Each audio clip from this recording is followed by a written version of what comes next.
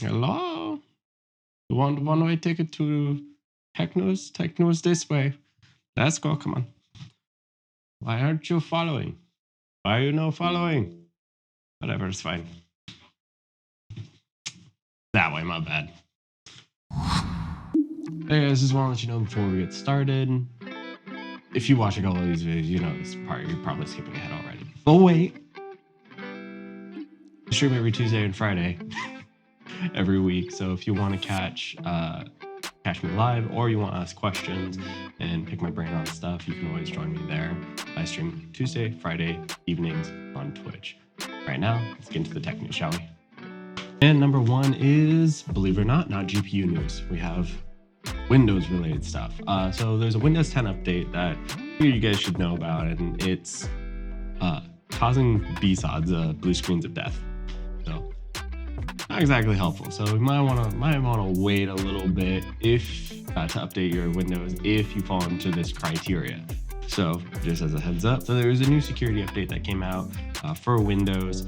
It is the update KB500802. Okay, you okay? Good. All right. Let's continue, shall we? Since you died for a brief moment. How does one CPU on a camera? Things you just gotta Google, apparently. As I was saying, if you have that particular update, maybe wait a moment to update your Windows. If you have printer drivers from Kyocera, we'll go with Kyocera, Zebra, and a couple other printers as well.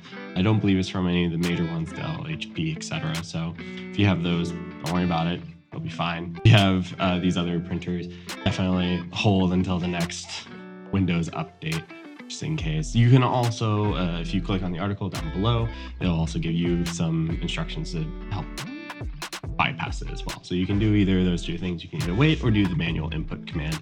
There you go. That's just a heads up for you guys who are running into potential some BSOD issues. Topic number two, we got some Intel news. No, we're not talking about Rocket Lake, believe it or not. We're talking about 10 nanometer. Yes, 10 nanometer, believe it or not. We're not talking about 14 nanometer, thankfully. No, not for the consumer market. It is definitely for enterprise market. This is Ice Lake for the enterprise. It's the Ice Lake SP Xeon CPUs. So this was leaked via Momomo, who does a lot of leaks and stuff. Seen plenty of their work before. And what they ended up showing was the Xeon Platinum 8352S, and the running 32 cores. Both are running a base clock of 2.2 gigahertz and boosting up to 3.39. That's going to be pretty decent actually for Xeon processors.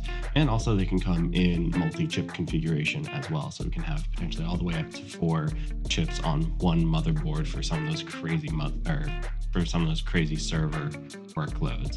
It'll be kind of interesting to see how that goes. Also, that incredibly large L3 cache is going to come in handy too. It also introduces PCIe Gen 4 and 8-channel DDR4 at 3200. So we're going to have much faster memory. Going to be interesting to see how this pairs up against Epic and also the professional Threadripper Pros as well. It also might get thrown into some workstations potentially.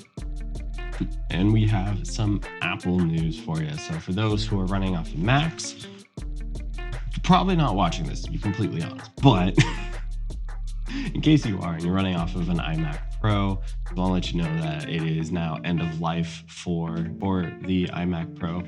Apple is no longer selling it. What stock they have left is all they have, and then it is getting mothballed. This probably does mean that Apple is not going to have an iMac Pro version of the M1 chip. They're probably just going to have the M1 chip for the mini, regular iMac, and then the Mac Pro. More than likely, they're just going to go back to a 3-tiered system instead of this weird, wacky 4-tier crossover shenanigans. That doesn't make sense. So we ended up finding this out from the online store, where it said, as supplies last, TechCrunch and a couple other outlets ended up investigating, prodding Apple, being like, hey, what does this mean? And they ended up confirming, yeah, we're done with the iMac Pro. Let me know down below. I'm curious, what would you guys end up having in a Mac Pro with the M1 chip? What's the spec you guys are expecting for that to replace the both iMac/iMac Pro. What features would you guys be looking for? Speaking of more Apple stuff, we have topic number 3. We are talking about the rumors of the M1 type chip Mac Pro that is potentially coming out in 2022. So it's still a year out. It's going to be a minute before it comes to full fruition. And I sure hope that this pricing is wrong, because man, oh man, that's pricey. Starting at $5,500. Why? Well, let's see what you get for $5,500. So there's 3 main models, and then you can modify it from there. The 3 main models, you have a 32 core variant with 64 gigs, 32 GPU cores. There's the second tier one, which is 48 cores, 256 gigs of RAM, and 64 GPU cores. And the third tier one is, that's 4 fingers, dummy. Anyways, we have the third tier one, which is 64 cores and half a terabyte of memory with 128 GPU cores. So the pricing is $5,500 base, $12K base, and $19K base. So this will potentially scale to a lot. And storage seems to go, they're claiming, from half a terabyte all the way up to 8 terabytes. So there'll be a lot. That's a lot of terabytes, especially for Apple. But that pricing, I don't know how much people are going to want to pay that. What will be very interesting to see is the comparison, side by side, of the new ARM configuration versus the Threadripper Pro, since those seem to be dominating the workstation market at the moment, especially for the price, because yikes. And last but not least, we have our title subject, which is topic number 5. We have, I swear the numbering was purely accidental looking at this. We have the Asus ROG Phone 5, which is, yeah, you counted it correctly. It's 1, 2, 3, 5. This is how counting works, definitely. Asus, what happened? This is 5, not this. What happened? Anyways, we have the ROG Phone 5.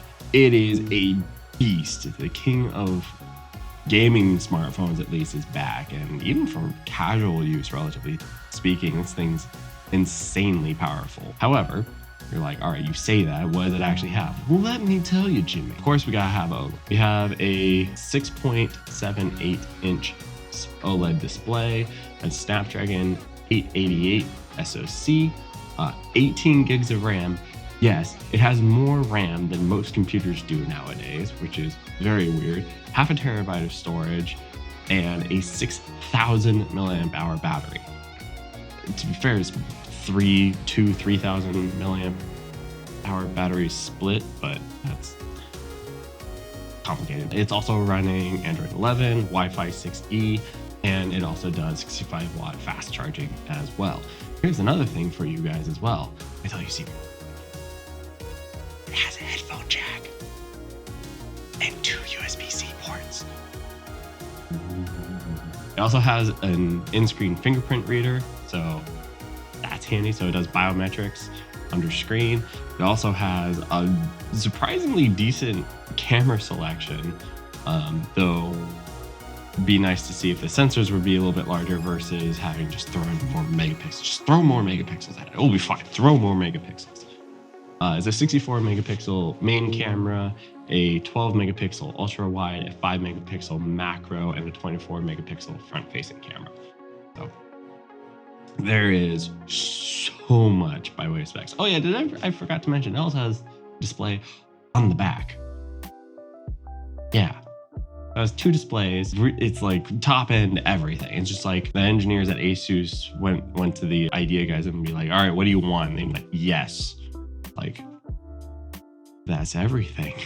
Yes, we want everything. And they did. Definitely keep an eye out for reviews, but from some of the first looks from what I've been seeing is been quite of an impressive phone. Weak spots currently is Still technically the camera, but it'll definitely get you through your day to day. And I'll say most of that can get updated via software at this point. So if they get their software sorted, you're good. Now you're probably wondering, all right, how much is this monstrosity? It's a little high, I'm just saying. And I'm not saying Colorado. It is going for, in Europe, $1,300, and in the US, $1,545. Definitely a little bit on the expensive side, but it's not holding any punches. It's pricey for a reason. Be nice if it was a little cheaper though. Could you throw us a bone Asus, make it like a little cheaper, like maybe closer to like 1K? Prove to us that you can do a crazy good flagship for about 1K. Maybe not like absurdly expensive. That'd be nice. Good news for those who have the ROG Phone 3, it is backwards compatible with all the accessories. So if you have, or at least a lot of the accessories. So if you have some of the old accessories from that, they'll work just fine with there. So good job, Asus. Congrats on having the Spec King once again. And we'll see how it performs throughout the year. See what your competition brings. That's it for the tech news for today. Hope you enjoyed. Remember, if you enjoyed what you saw, make sure to like and subscribe for future content. And guess what? We're at the end of the episode, which means you get to look forward to bloopers. I have no idea how good they are. Or editing that you'll find out. Hopefully they're good. Oh no. Anyways. Remember, if you want to stay up to date with stuff, all social links are going to be down below. And if you want to ask me questions live or curious why I chose what I did, believe it or not, I didn't choose any GPU subjects today. Did that a little bit on purpose. Figured you were a little tired of it. Because I certainly was. I figured if I'm tired of it, I'm certain you guys are as well. If you guys want to ask why I chose what I did, you can always join me on Twitch every Tuesday and Friday. And I'll see you guys in the next piece of content. Peace.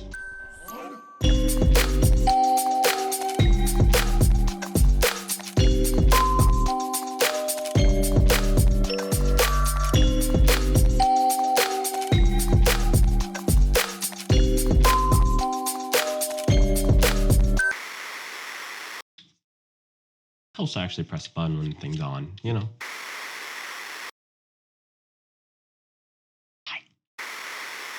Awkward if I said the wrong thing. Anyways.